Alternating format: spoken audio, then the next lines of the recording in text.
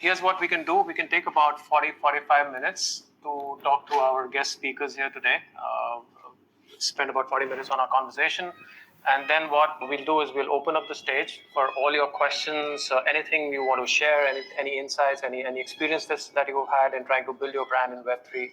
So you're more than welcome to come on stage and either ask questions or share your learnings. So we'll do that. So great if you all can stay till the end of the session. The session itself, what we're thinking, and we were discussing earlier between me and Sean, is that we'll break this up into 3 segments, not very clearly defined, but just as a general flow. So first of all, we can start with looking at how brands are redefining the customer engagement with these new technologies in the virtual worlds. Then we get on to how brands can actually amplify impact when they're using virtual, phygital, AR, VR, XR, and all these new technologies and new experiences or these options or services that are available to brands today. And then we get on to a very important segment, and that is a question that I guess get asked often, and I'm sure Beth and Warren will bear me out on this, is how do we even measure success in Web3 or in all of these initiatives? Because this is something absolutely new, which people are just getting into. So it's not always about ROI, but nonetheless, how is it that I even say that this initiative was successful or not? So we will get into those kind of questions towards the end of the session. So please do stick with us till the end. So now a quick round of introductions. So before that, maybe I'll just take a minute to introduce Maven Hub. Maven Hub is essentially just an initiative, very simple initiative to bridge the knowledge gap by bringing in real experts, real practitioners from this emerging tech space via such events. So what we have seen is there is a huge knowledge gap. So what we're trying to do is bring in these folks, bring in these people, and have these events for you all. So one great way would be to please follow us on the LinkedIn page. It's called Maven Hub HQ, so that you're always updated in the next events that are coming up. So I'll really appreciate if you can do that. Getting on to our guest speakers for today. Thank you so much, guys, for joining in.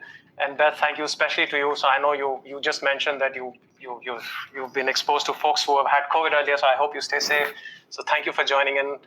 I know you're a little under the weather. Really appreciate you for that. Warren, I'll invite you to please introduce yourself. Sure. Thank you, Akash. Hi, everyone. My name is Warren. I'm co-founder and CEO of Actuality. So we are a Singapore-based immersive technology startup that is essentially building towards spatial computing. And we believe what we're building can actually help to reverse climate change. And we're doing so essentially pioneering the future of urban lifestyle. And we have this future vision of what a smart city should be, and we're creating the building blocks for it. Yeah. Thanks. Thank you, Warren. Thank you, Warren. That's really exciting, and that is something which we would really want you to touch upon as we go ahead in terms of sustainability and how these technologies can actually help our smart cities, and even brands, actually, for that matter. Beth. So I am a senior marketing manager for Imperia, and at Imperia we create these immersive experiences that we're going to be talking about today. So we create immersive virtual experiences for retailers, luxury brands, sports brands, you name it, art galleries, in order to try and enhance their engagement, their sales, build their loyal community, that type of thing. I know we're going to delve into it also. I'm not going to spill all the beans. But personally, I'm a bit of a Web3 AR kind of customer experience enthusiast. So that's how I met Akash in the first place. Yeah, really excited. Thanks for inviting me on. I love discussing how we can help brands enhance their engagement and build their communities. Akash, I think we've lost you there. Is that just me, or can anyone else hear Akash? I'm not sure, Warren or Beth, if you can. No, I can't hear Silent. No worries. Okay, not a problem. Well, he's having some technical issues. Perhaps we can crack on and start looking at the first bit. So, as Akash mentioned, the first thing we're going to be looking at is kind of redefining customer engagement in the virtual world as a sort of loose topic. I'll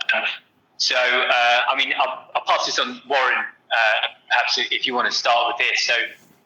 So what do we mean when we refer to virtual, digital, augmented, and how do customers access these experiences?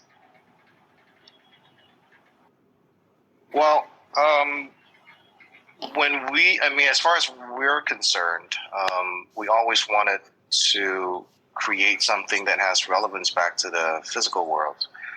So I think the obvious low-hanging fruit that a lot of businesses and brands have been doing is creating that virtual presence. But I think, now that borders have reopened, other than a handful of very successful metaverse type strategies implemented by Nike and whatnot, the majority of businesses and brands don't exactly have huge budgets to implement. So a lot of them ended up having, virtual showrooms, but no conversion to a physical footfall. So we believe, in terms of the touch points, there has to be some kind of engagement to the real world. So other than using, say, for example, augmented reality over a physical space, some other ways that we have explored is to integrate, say, the metaverse with IoTs. So what we've done initially was to integrate our metaverse to a smart vending ecosystem. So having to explain the metaverse sometimes is an uphill challenge, and especially when the metaverse strategies at various companies and brands are not very mature, and a lot of it is based on what they've seen in mainstream media. So we're trying to educate them about the immediate so-called ROIs that they can possibly enjoy, particularly with the conversion of a virtual interaction to a physical footfall, vis-a-vis using the vending machine as a way to do it. So yeah. Cool. Gotcha. Perfect. That's fine. No worries. I think Akash has continued to have some technical issues, but let me try. we can hear you. You can hear me. Oh, yes. So, sorry, go ahead, Sean. No, that's cool. Yeah, no worries. So I guess we'll follow maybe over to back up at the next one. So, I mean, what specific aspects of virtual or sort of augmented experiences would you say contribute to a more engaging customer interaction when you're comparing that to traditional methods? I don't really know where to start here. There's so many answers to that question, depending on the brand and who their audience are. I think that's the key here. As long as they've got a brand or retailer has got a good idea of who they're targeting, who they're creating a space for, they can create engaging things for them. So, for example, we launched a virtual store for Lululemon last week. You should probably be aware of the yoga athleisure brand. And within this space, there was virtual try-on. There were workouts that you could do in the space while you're exploring. There were other, I guess, kind of engaging key features where people could interact with one another. And what was engaging for their users was the fact that they could do a free workout. So usually, for context, the Lululemon workouts from their studio app, which is like their workout app, are paid for. So people could go into this for free. Virtual try-on, educating the users on the shoes. Now, don't get me wrong, it's not 100% accurate. I think for accessories and things like watches, handbags, VTO and kind of viewing products in AR is far more representative of the actual product. But it gave you an idea and a feel for the shoes. It meant that people virtually tried them on and engaged with them, had a look at what colours they might like. But educating the user in general around the products in an engaging way is going to help aid their purchase decisions. If their purchase decisions are they're making more kind of educated choices, they're more likely to fit and be suitable. If they're more likely to fit and be suitable, they won't be returned. And if they are, in this category, they're going to be enjoyed. The satisfaction rate is going to be really high. Your customers are going to come back because they had a great experience. I think so that's just one example of a kind of engaging feature. You can always spin it around and say, well, why don't you add some gamification? Add a little treasure hunt. I know that sounds very basic, but Who doesn't go into a website, e-commerce website, and look for a discount code? If you can get 10% off, you're getting that 10% off, right? So in quite a few of the stores we make, we advise that brands, obviously, they have to okay it, but they have a little treasure hunt. So find 5, crocodiles in the case of Lacoste. Find 5 crocodiles across the space, and you will get a discount code, or you will get exclusive access to X, Y, and Z. And first of all, this not only excites them a little bit, they're on a mission to find these things. It increases engagement time because they're obviously in the space. It increases the number of products they explore, because whereas I would have, if I hadn't been using this gamification tool, I'd have walked in, looked at 2 t-shirts, walked out. Now I'm going to explore the whole space looking for these crocodiles. So I'm going to, see products I may not have been exposed to otherwise. So there are some really exciting, fun ways we can create engagement in these spaces. I think the most important thing is exposing people to new products that are relevant to them. That's also key, but also helping them make educated decisions and choices. I think we can talk about the community building element in another question, but I think there are so many different ways that brands can get creative and ensure that they are creating engaging features that are specific to their audience. Absolutely love that, Beth. And I think now I know whom to blame, because you sent me on a crocodile hunt.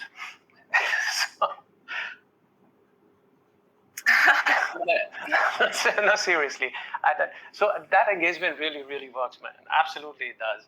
So it's just fun, it's exciting, and you're just doing it. So that's crazy, and you beautifully summarized. Warren, any thoughts on that? Yeah, so I think there's that whole term that's being used very frequently, gamification. I think there's good, there's bad in it. But overall, it is to really utilize the general components of the metaverse and immersive technologies to build upon that experience, right? So some brands have a stronger identity versus others. So we're trying to work with different types of retail operators, including like a bubble tea company, and how is the metaverse necessarily relevant to them. And we immediately understood that oftentimes the attention span of the customer can be quite short, and especially with respect to the younger demographic. And in the case of our implementation at the airport, for example, sometimes relying on the airport Wi-Fi may not necessarily be the best thing.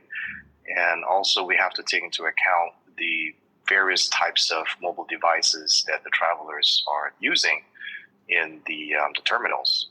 So we actually came up with a metaverse 0.5 concept where we're not necessarily forcing them into the metaverse. And I think Beth mentioned something about the Lululemon app.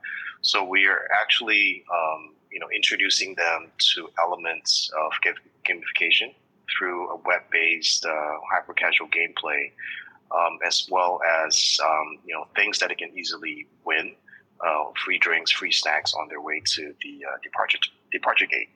So we're using these easy to consume channels, something that can be easily accessed on their devices without the need for heavy computing or data consumption, and then they win something, they get rewarded, and then gradually introduce them to the deeper experience with the brand or the business. So we're creating this early touch point where we don't necessarily expect immediate conversion, but it's through that awareness that we're building that is creating that deeper engagement and experience for the business. But more importantly, it's a long-term plan in this is really long-term vision in this is really to collect the data, and we're utilizing other technologies that we're innovating that can actually link data from various data stacks together, even though they may not necessarily be integrated. That's amazing, Warren. Warren, you want to just talk a little bit about, so I know you talked about engaging the customers in the moment. So I think that really is awesome. You talked about the younger generation being able to engage or think from the perspective of what devices the younger generation might be using, or if they're mobile on that particular point in time, how they can seamlessly or easily access these initiatives. You bring up another great point from a data perspective. Brands are usually used to getting a whole lot of data from what they're doing right now in terms of the other social media or the Web2 initiatives. So how can some of this data that is getting generated from Web3 or these newer initiatives, how does that dovetail into this, and how can the existing data dovetail into creating more relevant strategies from a consumer engagement perspective that you're looking at? Quite a few questions all stacked together. I'll do my best to answer. Okay, so I mean, we've been through this exercise internally as a company too. We've been understanding, what really is Web3. So going back into history, Web 1 to us was about connecting online, going online. Web 2 with websites and apps. Web 2 was about connecting pages, right? And Web 3 to us, because of the definition of metaverse for us, is the convergence of digital and physical worlds. So Web 3 to us is about connecting spaces, both digital and physical spaces. So with that said, when we create the experience in metaverse and Web 3, it has to seamlessly converge from digital to physical back to digital again. And using this new human-machine interface that comprises of immersive technologies, blockchain, AI, crypto, and whatnot, into this entirely new experience. So we're working on the premise that within the next 2 to 3 years, it would not be surprising. In fact, it will be quite common to see people walking around with Vision Pro or similar headsets, right? So what is that future going to entail, and how do we work backwards to what we need to build from now? Okay.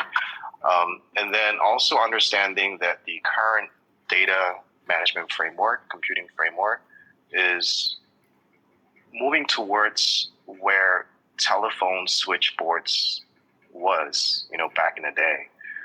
With all the API links, with all the different databases that are created because of new apps that are created, the increasing labor of integrating different systems, sometimes, not to the favor of the client, right? It costs money to integrate.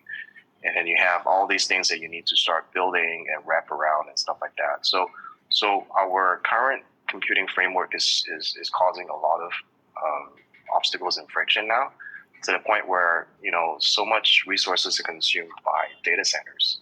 So how can we start looking at a different sort of computing framework that doesn't necessarily need all these API linkage, and to be done in such a way that the different data stacks can communicate with one another without the heavy cost of integration or any sort of like API connectivity. So that is something to be answered. So thinking along those lines, we're looking at ways to maybe some sort of middleware that can actually help, query, search for data, link data sources without having to do, heavy integration, and without having to violate any sort of like proprietary, data stacks, and stuff like that. So that's how we're approaching the whole, the series of questions you just asked. I don't really have a good answer for it, only because we're still, searching for a solution. No, absolutely. Thank you so much, Warren. I know it's early in the day, but then all these aspects that you bring about, I mean, these are important points from brand perspective, or at least from the tech guys who are sitting out there to start thinking about, and put these into those questions that they need to go through and ask their suppliers or the folks that they're working with. So at least we are trying to bring those to the surface. So at least they're thinking in that right direction. So thank you very much for that. So I'll move on from here. Maybe Beth, I'll come over to you now as we get on to how brands can actually start to create impact. So I know you're engaging with a ton of brands as part of what you all do. So at a very basic level, so when folks are approaching you, so what are some of these considerations that you advise that brands should be keeping in mind when they're entering a new virtual space or a new initiatives? Because many a times it's like, there's a lot of excitement around this, that hey, this is something what I want to do, but then what are those things that they really need to keep in mind once they're even approaching this particular topic? Sure. So I think there's quite a lot of brands that have entered, well, whether it's Web3, Web 2.5 with a virtual space or whatever, with FOMO, because their competitors have done it. And one thing that I would not promote is entering it because your competitors have. Now, before entering it, you obviously need to have a good understanding of where your audience are, how you can engage them, what they like. And so I'd really recommend, ensuring that. I don't have an answer for that. Is this? My Apple Watch thinks I'm talking to it. I think using the data, as much data as you can about shopping habits, where they shop, when they shop, how much time they spend in store, what engages them, what their product return rates are like, is really key, so that when you create the store, you can, as I kind of alluded to earlier, you can ensure that it's really targeting the right people. Another thing I'd recommend doing is looking at how you're going to get people there in the first place. So I know that in 2 years' time, we'll all be using Apple Vision Pros and similar headsets, and everyone will have a similar entry point. But you might have a brand that has two main audiences. For example, in the UK, there's a brand called Kickers. They make shoes for adults, like, let's say, 40-year-old females, and they make shoes for kids. How do you target both at the same time? So I think that's another key question. But one of the issues we see a lot of brands have is getting people into it in the first place. So they put it in a mailer, like a newsletter via email. They've shared it on social media, but they stop sharing it after launch. It becomes a big launch. There's a big launch effort. There's press around it, and then they don't keep that momentum up. So I think it's worth remembering that you might create the best virtual space, Web3, metaverse, hub, whatever, in the world, but if no one enters it, it is totally pointless. So I think that as much as the space is important, I think the marketing around it, in some respects, is even more important. One other thing I'd say is have a plan around how you're going to use the data. I know Warren talked about data and using it, but how can you use this data to better manage stock? How can you use this data to look at what colours of products people are interacting with, what sizes people are returning? There's going to be a lot of data accessible. Are people spending far more time exploring one product range but aren't buying any of it compared to another where they instantly look at the top and add it to the basket straight away? There is so much data available in these spaces based on consumer behaviour. And I guess if they're logged into their account, you also have their purchase history. So you could completely personalize the space and show them products that are related, appropriate to them. But that's a whole separate point. But really have a data plan around it. There is so much data available that this space isn't just somewhere that can engage guests for a short period of time. Right? You want it to be a long-term strategy so that people remember the kind of experience and come back to that experience, but also how are you going to use the data you get out of it? I think there's that people don't know. I think it's a lack of knowledge that a lot of brands have, that they don't realize they can take data from it, and they've got this great experience, and they're like, oh, we sold this amount. We sold 5 t-shirts, and we had 6-minute engagement time in this room. Yeah, but there's so much more data just beyond set transactions that you can use to enhance your processes, your designs, all of that kind of stuff. And especially if you kind of delve into the community building side and maybe have a hub where people can interact with one another. They could have sneak previews of products before they're launched. There could be exclusive panels for NFT holders that enable them to help craft the next shoe or whatever you're launching. I think there are far more uses than just the kind of transactional uses. So those are probably what I think about. Thanks, Beth. You take me back a bit there. I remember, I think I had Kickers shoes when I was a kid about 30 years ago. I haven't heard that brand in a while. Yeah, I mean, touching on the subject of brands and stuff, do you have any examples of, because it feels like we're in quite an experimental stage at the minute with this technology and brands trying different things. Have you got any kind of use cases or examples of clients you've worked with that have kind of nailed it, has dipped their toes in the metaverse or some of this technology we're talking about? So I think there are a lot of brands that have in their own right.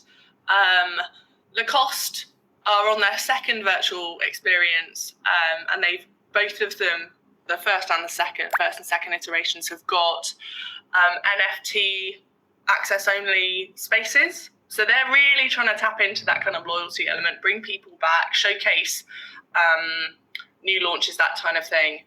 I'd say my favourite to date from a all-rounder perspective and the marketing efforts is Saks. Now they're not a very well-known brand, especially in the UK, but they basically make men's underwear in the States, in the US. Now, their underwear, they believe their underwear is unique. But in this space, they had really good AR features. Obviously, you didn't put it on yourself. You pulled the boxes into AR and had a kind of look inside, look outside, looked at the waistband in detail, that type of thing. Now, they really marketed their space really well, positioned it well on their website, and had really good intentions around it and using the data. From a well-known perspective, I'm going to tap into Lululemon again. It only launched last week, so I can't give you a full summary on its overall performance because it's only been live 6 days, but it is a very comprehensive space. It's not only trying to educate the consumer on a new, I think it's trail running shoe, but it's really trying to build that community aspect. There are workouts inside it, which, as I mentioned before, otherwise you'd have had to pay for. I guess it's giving people a free taster of the workouts they can expect in their app. So driving people to sign up afterwards. There is VTO, as I mentioned, which I think is just, in this context, some fun. I don't know if I'd ever buy some shoes that I felt looked amazing on AR at the moment. I think VTO's got somewhere to go, quite a way to go when it comes to clothing. But yeah, hopefully that was some example. I think to be honest, I don't think any brand has absolutely nailed it 100%.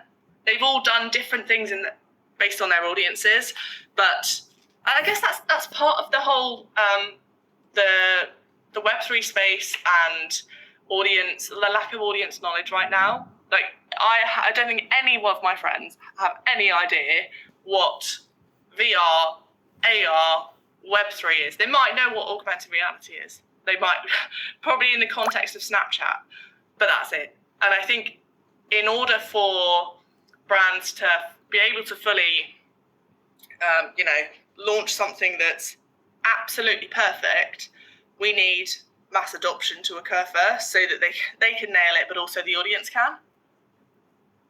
Right, absolutely. I mean, on that, just very quickly, I think it's a very broad question, and we could probably do a session unto its own. But regarding mass adoption, from your opinion, do you think it's an education piece, or is it a technology piece that's kind of holding us back at the minute?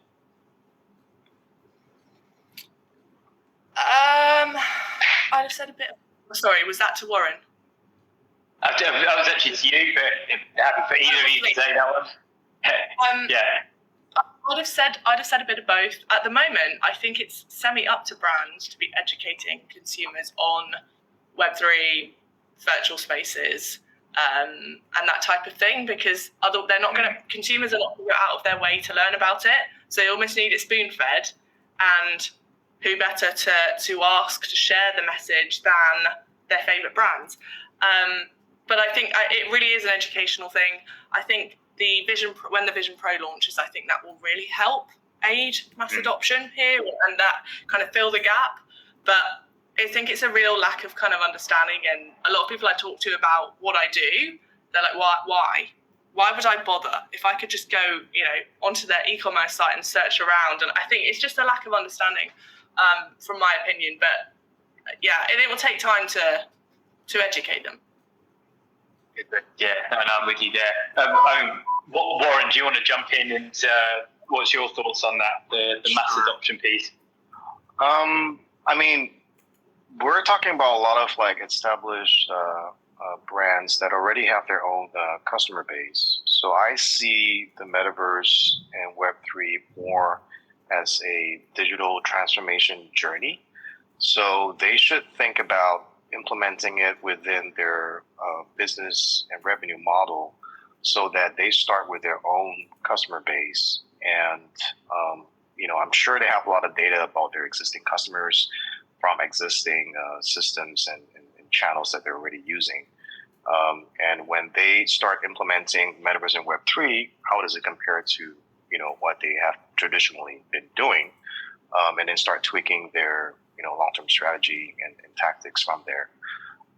So, yeah, I don't necessarily think with new technologies is the best way to try to gain new customers, and especially with a lot of the existing metaverse platforms really are just games and virtual spaces. How do these so-called offerings really benefit the storefront, physical business?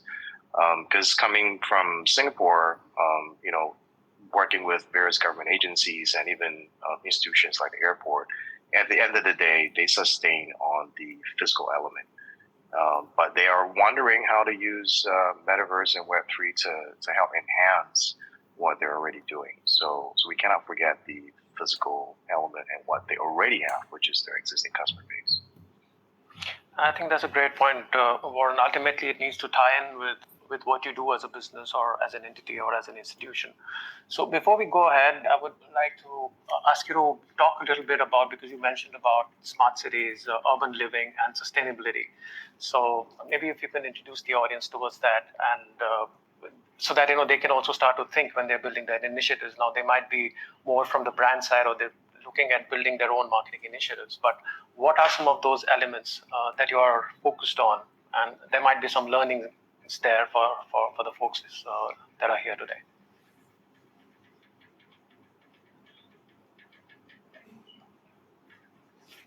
Was that for me? For Warren, yeah. You want me to repeat, Warren, in case? Yes, please. Yeah, I lost you for like half. Oh, I'm sorry about that. Okay, seconds, okay, sorry about that. So what I was talking about was, you mentioned about urban living, smart cities, and how you're using sustainability or helping cities develop in a more sustainable manner by using these technologies. So maybe if you can introduce the audience to what you're doing in a much more specific manner, so that if there are some learnings from a brand's perspective or from business's perspective, sure, what are those some things which they can pick from what you're doing already? So this is still quite new to us as well. I mean, we're trying to fix a systemic problem that a lot of people are trying to fix as well around the world. So to us, I think the existential problem about climate change is to look at what are some of the top contributors. And as we dug a lot deeper, we realized that the number one contributor really is topsoil destruction. And the reason we have topsoil destruction is because of globalization, urbanization, the massive deforestation, the industrialized agriculture that is needed to support all this growth, and the accompanying logistical transportation infrastructure that are then needed to supply all of these resources to populations around the world. And touching on agriculture a little bit, a lot of the farmlands producing, crops and livestock, they're really producing it primarily for trading and export. A lot of it are not consumed domestically. And oftentimes these farmland, they're in, places that are far away from the city.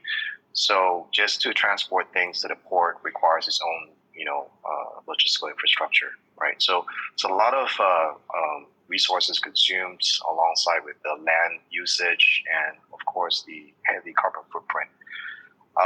So COVID to us was a little bit of a blessing in disguise because we're now very accustomed to remote work, just like Akash, what you're doing, right? So with remote work, and we see this happening in our own team, we don't necessarily need to travel or go to traditionally overcrowded city centers to look for good jobs any longer. We can literally work from where we're at. And also companies are now allowing their team members to travel. And as long as they're able to continue their work and keep in touch with the team, so be it, right? So really the future smart city should start moving away from traditionally overcrowded city centers. And we've already started seeing some of these capital cities like Jakarta and whatnot looking to move out of their traditional capital city, right? But we believe that aside from this is to really have a smart city that is centered around high-tech urban food and farming, and want to introduce a new paradigm where instead of producing for trading and export is to, look at optimal data that for dragon fruit growth or for a certain variety of sugarcane or whatnot, so that if you like the way, I grow my dragon fruit, my variety of dragon fruit, then license and trade that data, right? So that you can take my data and replicate it in your own country's urban farm ecosystem, right? Rather than having me produce it and exporting to you. Because looking at global food supply, the production right off the top, 30% goes to waste, destruction, things that get perished and whatnot. So it's a lot of wastage that happens in the food and farming industry. So in addressing that and trying to address topsoil destruction is to think of a new framework, think of a new type of smart city ecosystem that is circular and sustainable. So how do we then make this smart city better? We believe metaverse, immersive technologies, spatial computing, edge computing are critical components to make it work. So that by living in the city and without invading your privacy, the consumption can be a lot targeted because in this city, this future city, our vision is that when you leave your office on a Wednesday at 5 o'clock in the evening, the smart city AI knows that you're likely heading home, and then before you get home, your lights come on, Spotify playlist comes on, and whatnot. Or if you left your office on a Tuesday, to the left turn at 4:30 in the afternoon, the AI knows that you're very likely heading to the supermarket. And because it also knows that your refrigerator is running out of certain essentials, you haven't been going to the gym, you've been eating McDonald's all week last week, then when you pop into the supermarket through AR and some kind of maybe at the most basic level, your mobile device, things that you should consider buying pop up, right? But it's only for you. It's curated specifically for you. But it doesn't need to know your name, doesn't need to know your identity. It has things that are, I wouldn't say tracking you, but you're enabling this connection to happen. You control who you're sharing your data with without violating your privacy. Right. So because consumption is a lot more targeted, then resources consumed will be a lot less. If you look at e-commerce, for example, I think the statistics in the US is that, for every 10 items bought by the average user, 50, 60% of them are returned, right? So you have all these packaging that goes towards shipping the original products, and then you have to sort out the logistical infrastructure for that. Then you have the packaging for the returns, and then your logistical infrastructure for that. So it's very high carbon footprint, and it's not a very good habit, right, to constantly consume. So, why not look at a lot more targeted type of consumption, right? So the overall resource consumption and carbon footprint will be a lot less. So we're now looking at integrating with various types of green tech systems. We're also trying to figure out how these green tech systems, like a liquid tree system, for example, has positive impact within the space and the people, using the space, right? Is it really what is marketing itself out to be? Is it really, sucking in all this air and putting out all this oxygen? is the increase in oxygen, encouraging more people to come to the space, and how can liquid tree systems, for example, immediately lower the carbon footprint of, traditional data centers. So we're looking at doing a lot of experiments, POCs, pilots. We're looking at breaking things. We're looking at having conversations with our partners. Maybe there's certain things that they've been wanting to do, but maybe couldn't connect the dots. So we're just doing a lot of experimentation right now. That's awesome, Warren, and thank you so much for that detailed explanation. So I think there's a lot of opportunities here for brands to actually tap into what you said, maybe even from a consumption perspective, and say that, and if they're able to build solutions around that. I know it's technologically a bit of a challenge right now, but both from a data perspective and also from being much more sustainable in terms of their day-to-day activities, like replenishment happening on time or just in time as it is required. So all of that can actually really, really help. So we are almost running out of time. So maybe Beth, this one's for you. I'd quickly jump into this, and before we open up for everyone to maybe join the stage or share their insights or ask questions, one of the important things right now as brands get into this or businesses look into Web3 or these newer technologies and initiatives that they can build, a very common question, which I'm sure you also get asked often, is how do I measure success? What are those things that brands should be looking at as they build their initiatives around this? Again, very specific to each brand based on what they're trying to achieve. So some brands create these kind of virtual immersive spaces to build communities. And in that case, you'd be looking at number of loyalty program signups, you'd be looking at engagement time for them, you'd be looking at average order value for each of your community. Whereas if a brand has launched a new product and they want to educate people on it and drive awareness, they might be looking at the number of people that visit the space. They might be looking at the number of people that open their PDP for the specific new launch product. I think, generally speaking, engagement time for the whole space, and if there are products in the space, the uplift in conversion, I think they'll be quite generic, and most brands will want to track those. But again, if you're trying to achieve like a larger audience base for your loyalty program and widen access and stuff, you won't be looking at conversion rates.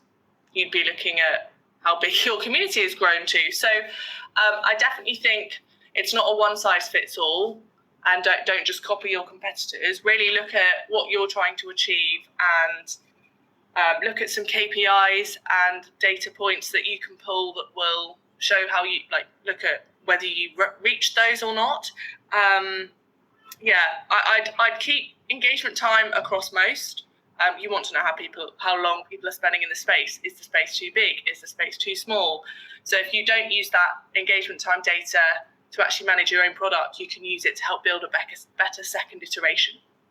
Yeah, thank you so much, Beth. I think that's $1 million advice. That number one, don't try to follow your competitors. Number two, look at your own strategy internally and see that what is it that you're trying to achieve via these initiatives, and build your KPIs accordingly, and go ahead from there. So awesome. We have about 10 minutes or 11 minutes left for the session. So I think, and Sean, I think it's a good time to open up the stage for folks who have questions or who would like to just come up on stage and share their insights. So please do raise your hands, and I have Dennis here, first one off the block.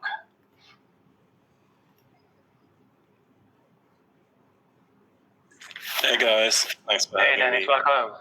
Question for Warren. I think, Warren, you talked about sustainability in agriculture, and this is really interesting to me because I also connect with sustainability groups a lot, because I think sustainability is one of the big drivers that's going to drive metaverse solutions in general. So what is your take on other agricultural solutions in the metaverse? I mean, there are quite a few solutions. I can't keep up with everything, but when my JV partner and I first conceptualized MetaFarms, it was really our desire to try to help Ukraine as part of their infrastructure building after the war. So it would give us time to build. But as we started, setting out the roadmap and blueprint of what we're trying to do, we realized that just in our backyard in Southeast Asia, there are some pretty, systemic problems that, governments haven't been able to solve. And if you look at Philippines, for example, a country of a population of almost 115, 120 million people, millions of farmland, but they have one problem that is the same as Singapore. Singapore, limited land area and whatnot, understandable, but Philippines is also a net importer of food products, which is crazy. Because a lot of the farmland, even though they have millions of them, no one is tending to the farms. They're sitting empty. Because the youth demographic, if they're lucky enough to go through high school, they don't want to be like their parents. So they're not going to farming. They'd rather go into factory jobs, which is a little bit more comfortable. But what's going to happen to the factory jobs in the next 5 to 10 years is that it's going to be replaced gradually by robotics. So we want to help answer the initial problems. So most of the farmers, they make an average of about $400 or $500 a month, having to support a family of 4. So we want to create a digital farming platform that can serve as an alternate source of funding for the farmers in the early phase. And we don't actually tell them anything about the metaverse, even though operationally speaking or commercially speaking, we're fractionalizing parts of the farming ecosystem that the farmers need funding. And then gradually attach these, over time, attach these contracts to NFTs. So, what used to cost $500,000 to millions of dollars to fund is now like a bite-sized of, 15, 20, 25,000 per contract. So the owner of the contract then has a so-called claim over the production revenue. So he gets a portion of the revenue coming from the farm produce. So that's a source of income. At the same time, the farmer gets all of the financial resources and other farming resources needed to do his job. So for us, using the metaverse as a way to educate the younger demographic, we tie in the metaverse gameplay with the actual activities and also the data coming from the farms that we're collecting. So if it takes 12 weeks to grow this dragon fruit, it will take 12 weeks in the game. And then if growing dragon fruit requires all these different actions, those are the same actions that the gamer needs to so-called perform, right, in the gameplay. But because we treat it like a metaverse game, it will have its own in-game transactions and revenue, and we'll actually take a portion of that revenue to reward the best performing farmers. So the ones who do well, who hit their KPIs, they get extra reward. And then, looking at the next phase of our Meta Farms implementation, we're putting the power of farming to the hands of every consumer, so that when an NFT is purchased, the farmer gets a farming module that comes complete with, all the different fertilizers, seeds, and whatnot needed, but also IoT sensors and devices, so that we can start collecting data properly and let data do the storytelling. So it's going to take a while, but the goal here is to gradually transform the farmer into someone who is tech savvy, and also educating them about the so-called the advantages of moving towards an urban, high-tech, vertical farm. Yeah. Well, thank you. We should connect. I'm writing about this with Naveen Kumar, and this is a pretty great insight. And by the way, I'm from the Philippines too, so cool. I'm near and dear to my heart. Yeah. Yeah. Okay. Yeah, we're pretty heavy in Cavite at the moment, so we're actually officially launching next month at Philippine Blockchain Week. So we actually introduced the concept at Philippine Blockchain Week last year, and immediately got connected within 2 days to Department of Trade and Industry, President Marcos's office, through his legal counsel, Department of Agriculture, Department of Agrarian Reform. And surprisingly, every time I speak on any engagement, online or offline, physical, I talk about actuality, I talk about meta farms. No one is ever interested in actuality, but everyone is always interested in meta farms. So, yeah. All right. Awesome. Thank you so much, Warren, for that. And Denise, it's a small world, and Web3 is even smaller. So you guys definitely must connect. Thank you. All right. Kim? Hello. Thank you. This is quite insightful. And actually, Warren, you just threw me off with my initial request because now you brought up the whole thing of agriculture, food security, and how we can leverage on emerging technologies and start sorting out this drama with food security, which is very embarrassing to acknowledge. Africa has been waiting for wheat from Ukraine, which is in war. And yet in Africa, we have the capacity to literally like feed the entire world.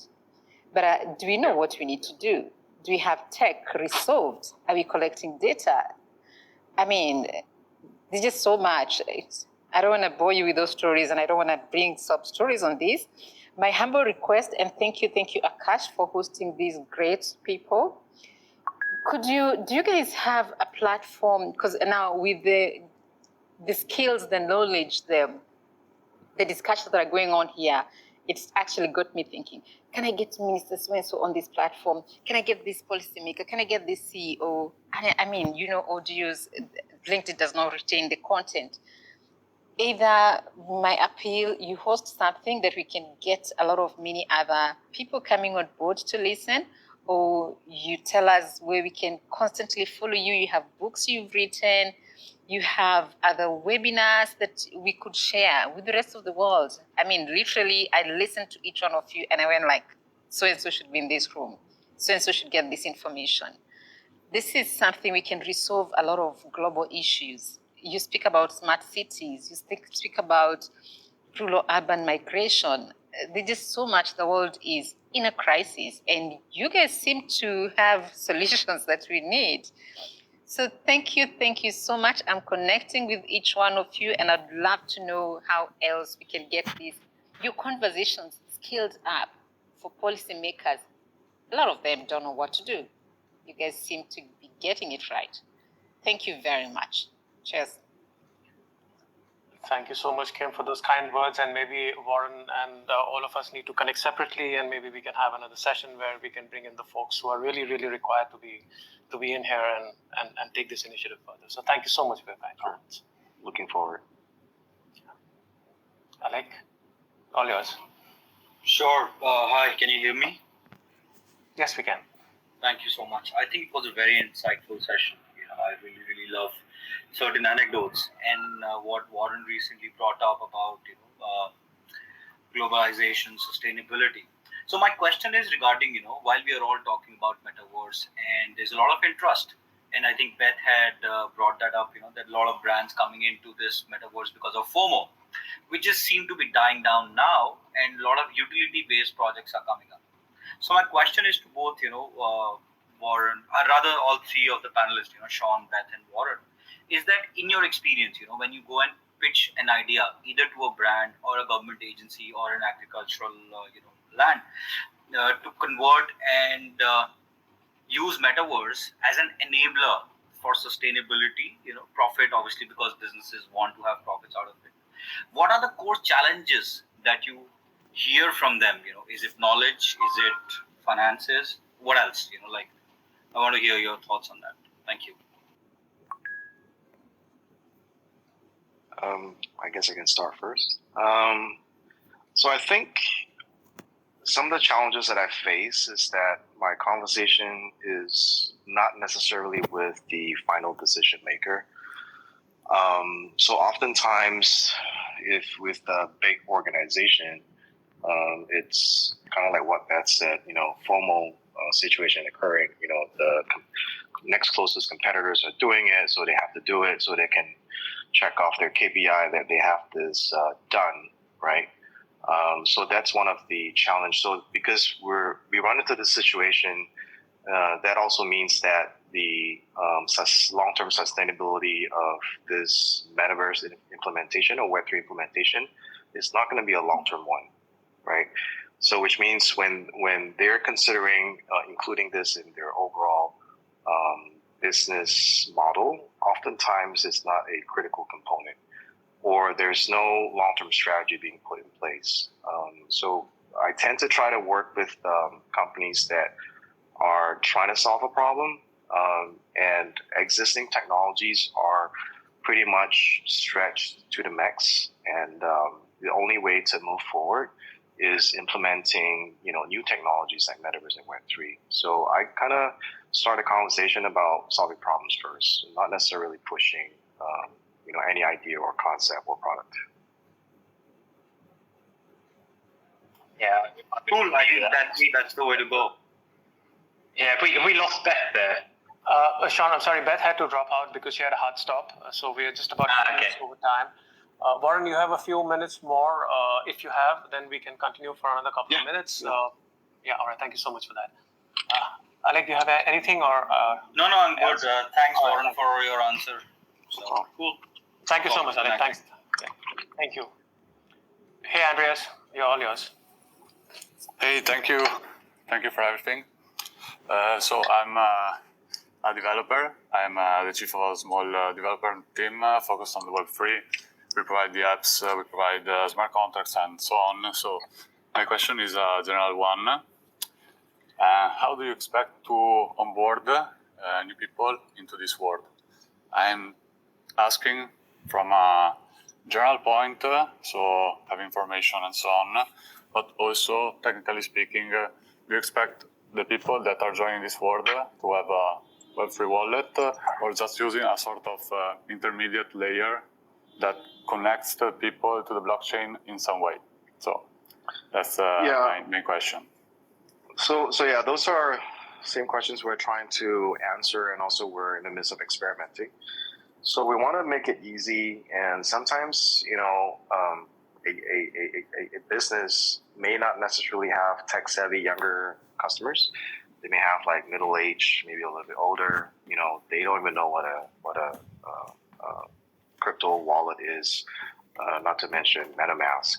So we want to do it in such a way that simply entering an email can start the process, because the whole point is to understand that the frustration and the engagement point are related, and we don't want to spend too much time fussing over entering an experience, right? That's why when we conceptualized the Metaverse 0.5 approach, one of the ways that we're doing so is using hyper-casual game. Everyone knows how to use their fingers to swipe, to tap, and whatnot. And by doing certain actions, they immediately get a reward. So it kind of reinforces certain actions and leading them into certain parts of an experience that we eventually, that is part of a much bigger metaverse experience. So we're just kind of a gradual process, and it takes time, right? So it's just like, how ChatGPT, why it became so popular so quick was because it's text-based, right? Everyone knows how to search on Google. If you know how to search on Google, you know how to use ChatGPT, right? So we want to be as so-called unobtrusive as possible. Social login. Mm-hmm. Okay, perfect. Thank you so much. Thank you, Andrea. Nayan? Hey, thanks for having me, folks, and this has been a really insightful chat. So I'm based out of Singapore right now, and I've been working generally also with the Southeast Asian government bodies multiple times in different projects that I've worked for.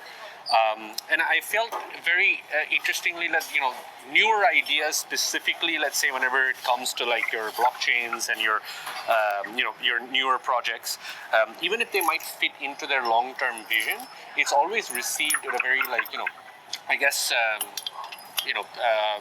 we won't touch it with a 10-foot pole at this point in time type of scenario. So it'd be interesting from Warren's perspective to understand how those conversations may have evolved in the last few years. And how long maybe do you think that it be let's say you need to make one government accept it at a wide scale basis, let's say Singapore. So how long do you think that might take for it to happen? I think if there's enough data points to prove that the matrix are easily measurable and it makes a difference in the business implementation, the government is always willing to support, right? So I'm trying to always find like a way to circumvent certain decisions. So like in the case of the airport, we're working with an existing vendor who's already in there, and we're enhancing the vending system, right? We're not changing anything. We're simply enhancing. The UI UX doesn't change. What comes out from the vending machine doesn't change, but the features, we have new features added in. So something like that makes it easier for the client to start measuring is always useful. And then sometimes I also realize that there might be conversations happening within an organization that we might not be privy to. And oftentimes because they don't want their competitors to find out, like loose lips, sink ships, right? But we've come to find out like the banks in Singapore are already very heavily implementing elements of blockchain and Web3. We're sort of like in a POC with or a pilot with one of the local banks in doing so. So really it's about, I guess, in a way, the relationship too, how well you know the decision makers and how deep of a conversation they're willing to have with you. So yeah, like we even got into a conversation with a major European car manufacturer, and it's amazing how far and how deep they're thinking about AI-driven avatars, metaverse, and Web3. More than just simply selling cars, right? It's about the whole customer engagement and the experience and how everything relates and connects to the smart grid within a smart city context. Yeah. Got it. Thank you so much. It's very insightful. Thanks. Thank you, Nayan, for that question. Tomek?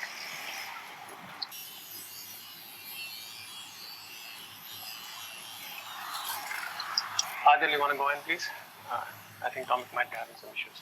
Hello guys, thank you so much for allowing me on stage. So Akash, it's good to be here. Sean, it's good to see you. So my question is basically metaverse and revenue models. Maybe one can answer that.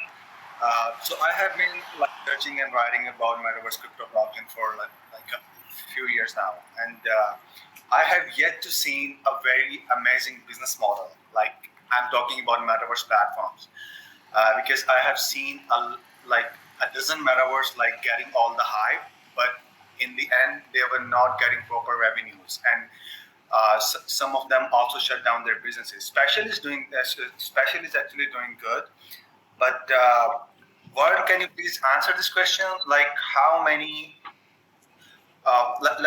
how many metaverse do you think are going in the right direction, like in terms of getting that kind of revenue for long-term sustainability?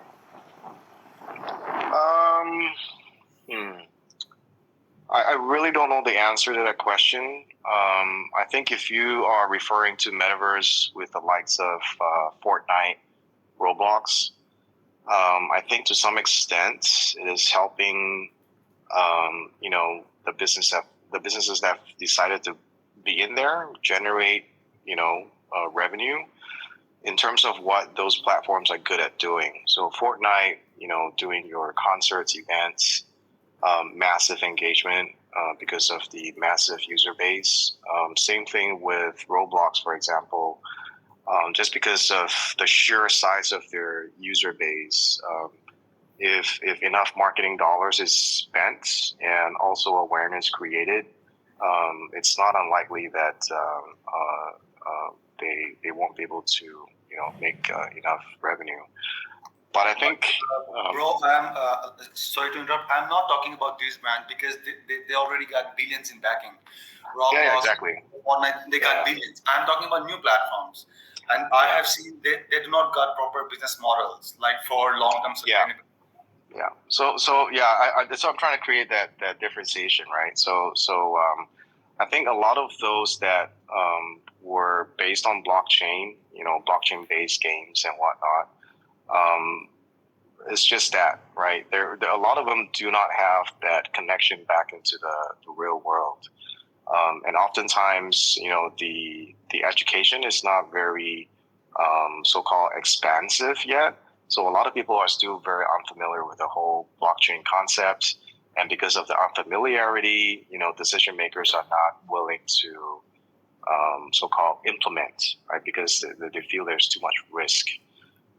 So I really, have, I don't have much to answer except that I know a lot of them are not able to create that connection back to the real world. So. And I really love how you pointed out ChatGPT. It's a text-based platform. So basically, the world is crazy about metaverse, but the thing is, we need to cut the bridges, cut the jargon.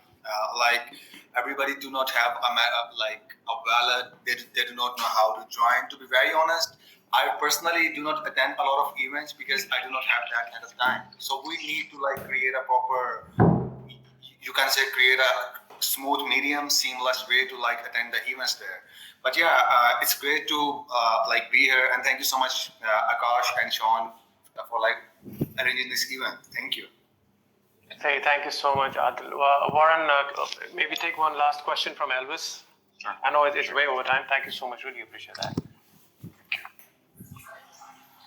Hey guys, can I speak? Yes, Elvis, Sure. please go ahead. Hi, Elvis. Okay. Thanks, Warren. Thanks, Akash. Thanks, Sean. So yeah, Adil just spoke about, and you previously alluded to, it's not a lot of projects out there that have quite a smooth onboarding flow. And my main question is this, right?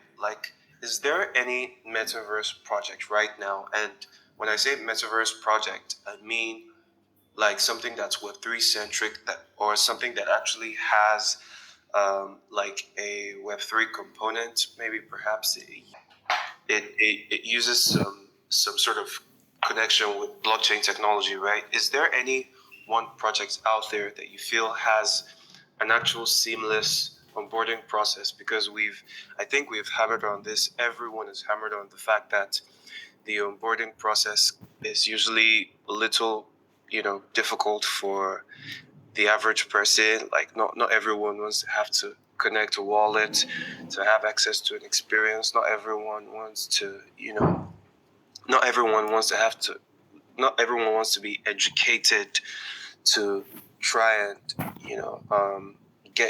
be a part of an experience. Is there any one experience out there that you've seen that you feel is Web3 centric, and it's also user friendly enough for people not to have to educate themselves just to be a part of it? Wow, you're describing the perfect product. No, I haven't seen. although we're trying to build something like that, but we're not necessarily trying to rave everything about Web3. We're trying to pull the Web3 crowd into the possibilities of Web3. So we're not trying to shove it down their throats, so to speak. And we're gradually, moving away from using, terms like NFTs and whatnot to explain things, right? So just understanding some of the negative connotations that certain terminologies have with certain people, just because of things that they've read or seen on mainstream media. So really a system like that I haven't really seen, although we're trying to build something in that direction, but we're not done developing yet. Okay, that's all right. I hope that comes through soon, somewhere. Yeah. No, absolutely. That's all our hope, Elvis. And actually, this has been done in bits and pieces, maybe different aspects. So not a perfect product, as Warren just mentioned, right? So if you look at Starbucks, onboarding has been very easy, right? So you're not getting exposed to wallets, you're not getting exposed to anything else. So as long as we are thinking from that perspective, trying to lower those barriers that already exist and make it much more Web 2 kind of a feel and an experience, then I think it is much easier to onboard the next million or the next billion. And brands are cognizant of that. Some are actually moving in that direction. Some have started earlier, so they did not have any other option but to start anyways. So I think we will get there in due course. So, but thank you so much, Warren. Thank you for joining us here today for this event. And I really, really appreciate that you stayed along for another 15, 16 minutes extra. So really appreciate that. And thank you, Sean, for helping me do this along with you. And thanks everyone for joining us here today. Really appreciate that. And please do follow our page so that you're updated on the next events as we plan them. Your staying here only tells us that you found some value in this. So thank you so much for being here. Sean, any comments? No, just a big thank you for Warren for joining, and also Beth and everybody in the audience. So yeah, it's really great to see this was clearly of use with people sticking around, and we'll be putting on plenty more. So if there is anything specific that you guys would like to see, or the types of people you'd like to have on and the topics covered, do drop me a DM if you've got any suggestions, and we'll try and make it happen. Absolutely, and I totally second that. So please reach out to us in case of any suggestions, any topics that you would want covered, any specific folks that you would want to be featured. So our DMs are absolutely open. So please do get in touch. All right, thank you so much, guys. Have a great day ahead and the rest of the week. Thank you so much. All right. Thank you, Warren. Thanks, everybody.